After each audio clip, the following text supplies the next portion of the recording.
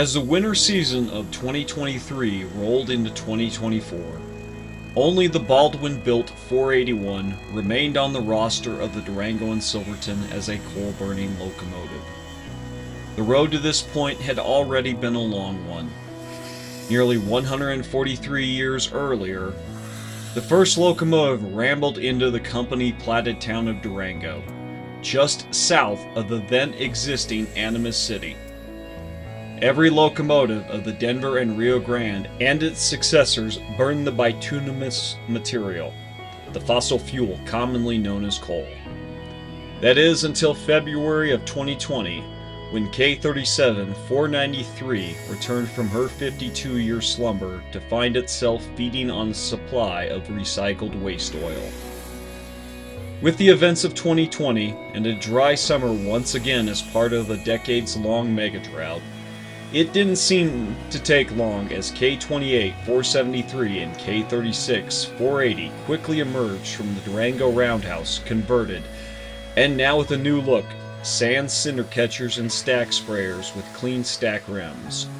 Later, 476 and 482 went in for a spin and sported new fire doors and firing quadrants instead of the old butterfly and clamshell doors of old. Meanwhile, as the snows would melt, 481 would sit out the summers in the Durango yards while the oil burners pulled the Silverton train. As the odd locomotive out, it was decided that 481 would also undergo the conversion from coal to oil that the rest of the fleet had undergone, along with the long out-of-service K28, number 478, that would go into the shop to have its 1472-day inspection and overhaul.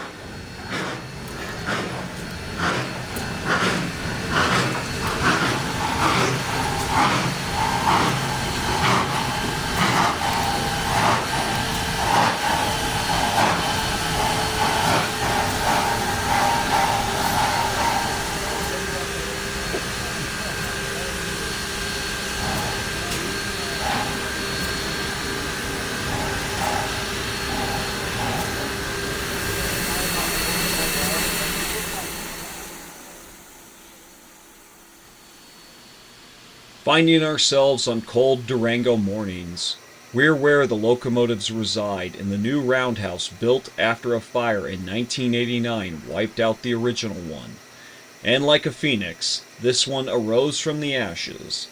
Nearly twice as large, that now includes a museum and a full machine shop, capable of performing nearly any repair to the Silverton's historic fleet of locomotives, as well as contracts for locomotive work for other railroads.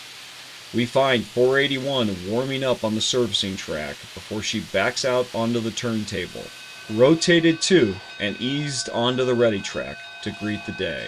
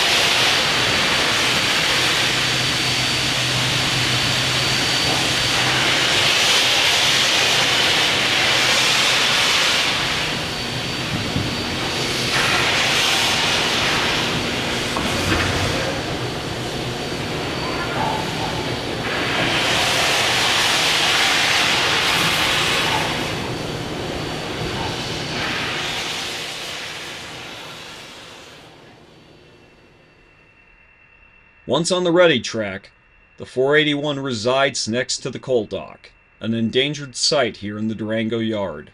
With the conversion of this locomotive imminent, it is unknown what will happen to this piece of infrastructure that is here to replace the long-gone coal tipple torn down by the Rio Grande in 1968. The locomotive is hooked onto the train and pulls out of town for the jaunt to Cascade. So let's follow along. We'll be catching 3 separate types of trains pulled by the locomotive in her final days of coal. The regularly scheduled train 261/262, the Winter Cascade train, and the two other are unscheduled ones flying the white flags denoting such. One all-passenger to help with the crush of spring break crowds flocking to the area to hit Telluride, Wolf Creek, and the local Purgatory Ski Area. We'll also be riding the last photographer special to be powered by coal in February. A mixed train of freight and passenger cars, with markers brought up by Caboose 0540. So join us as we take in one last winter with coal. We're at the 29th Street Park across from the La Plata County Fairgrounds as 481 steams along the Animas on an overcast March day with an extra train for the crush of spring break crowds.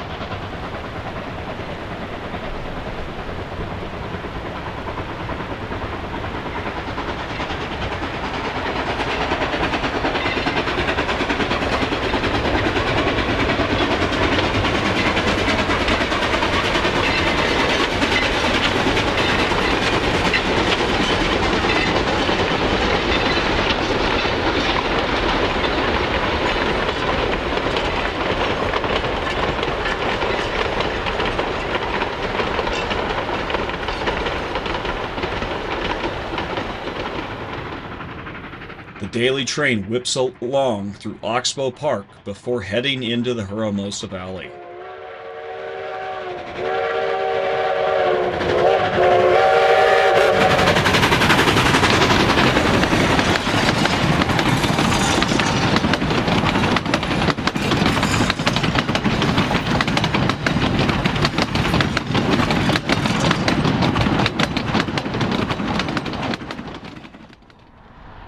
Deep into the Hermosa Valley, 481 navigates through a slow order.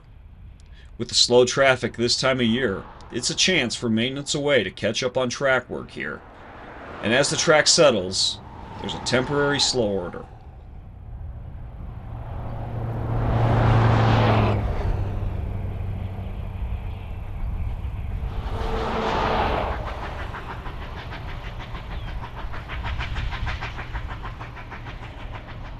Looking northward gives us our first glimpse of the peaks piercing the skies. In this case, we're looking at Mountain View Crest.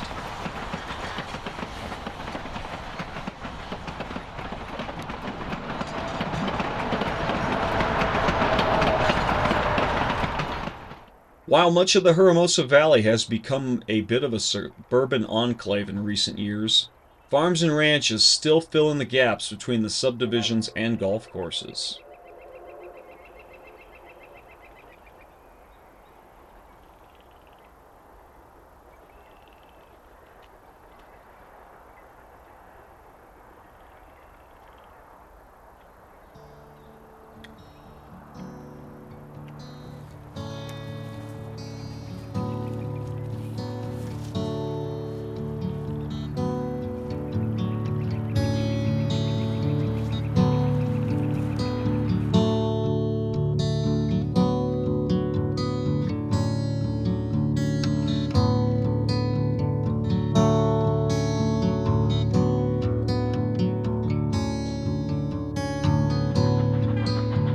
At Hermosa, the valley seems to drop away as the steepening grade yields to more than 100 tons of locomotive and tender. The fireman shovels on more coal, the engineer hits the throttle, and the powerful sound of the Silverton echoes off the wooden slopes as the scent of pine mixes with coal smoke.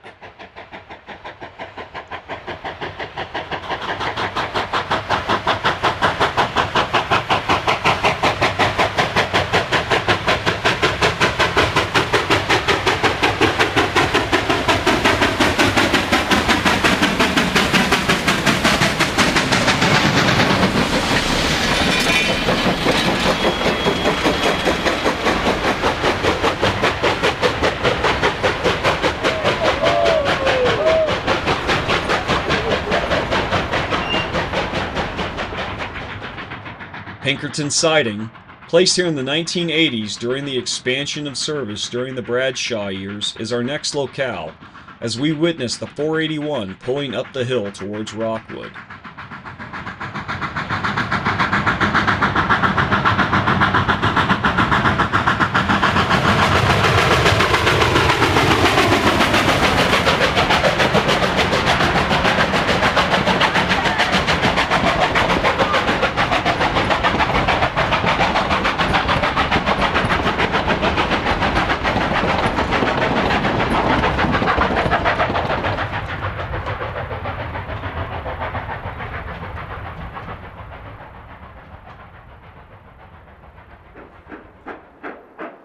During the Winter Photographer Special, we make our first stop during our farewell to coal on the Silverton at milepost 467 as the 481 ducks underneath the overpass that carries US Highway 550 over the railroad tracks here.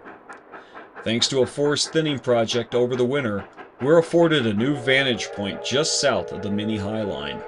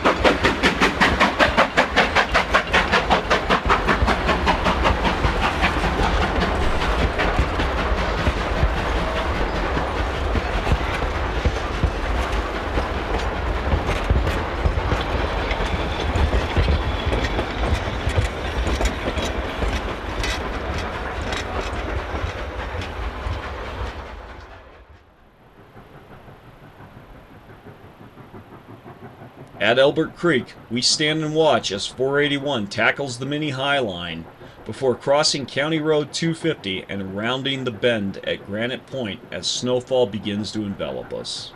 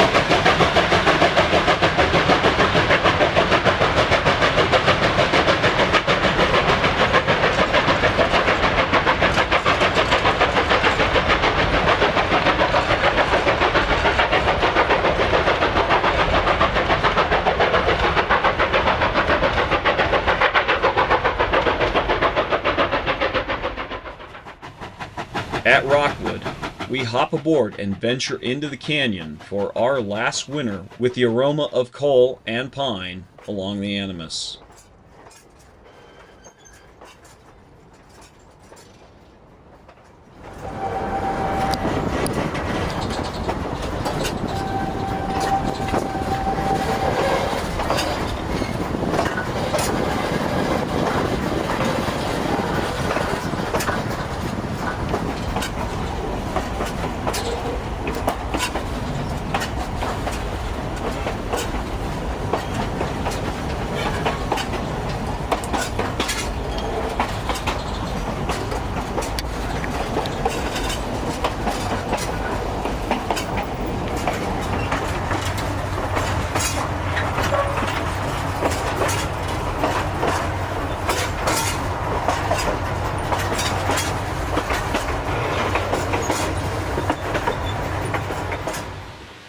Snaking our way across the High Line, we find ourselves at the bridge at Tacoma, the tallest span on the railroad. This bridge was strengthened in 1981, allowing this very locomotive to usher in a new era of larger locomotives on the fledgling Durango and Silverton, which would end up including the K-37s and the White Pass and Yukon Alco DL535s.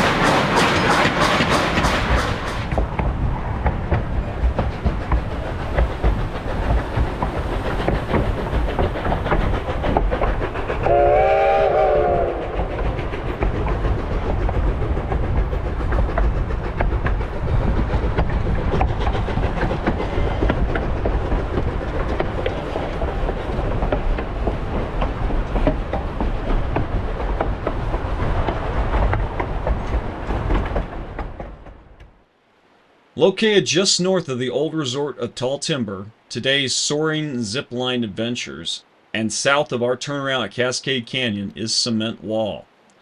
This narrow defile in the granite provides just enough room for both river and railroad, though at some points in the last century it's only been enough for the then wild Rio de los Animas.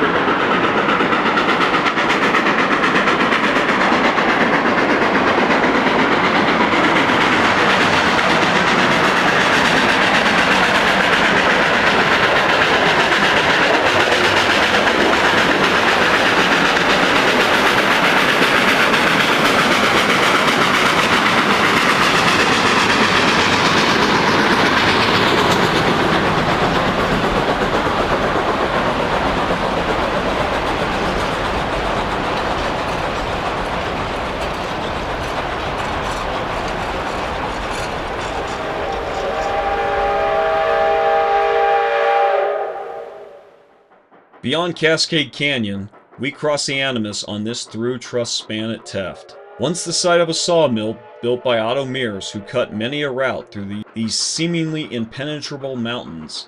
The only sounds today are of our train and the regularly scheduled passenger train shuffling through this park in the canyon.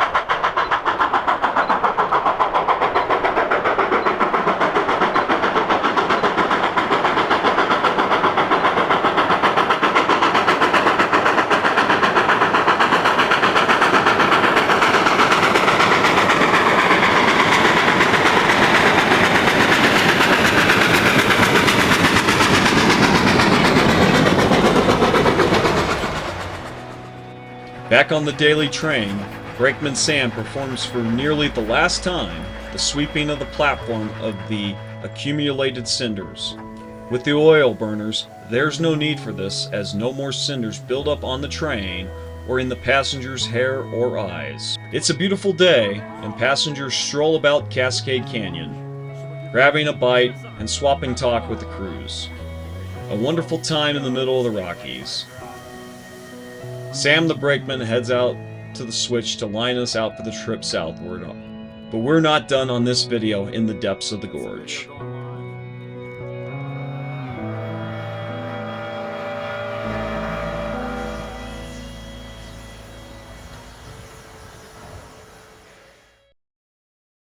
Alright, hey guys, you've reached the end of this video, and if you made it this far, you may be thinking, well, shouldn't there be more?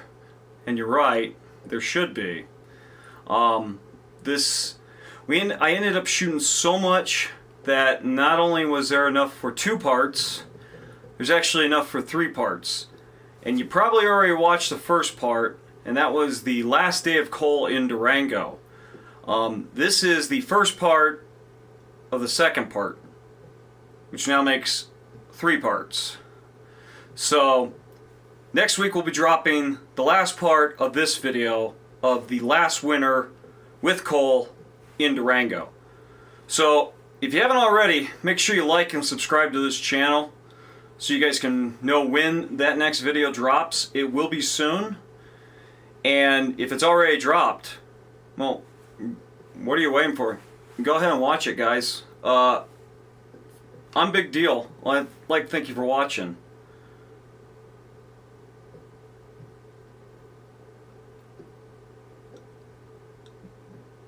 Do I gotta keep holding this for this entire time? I mean, is this like a 80s freeze frame?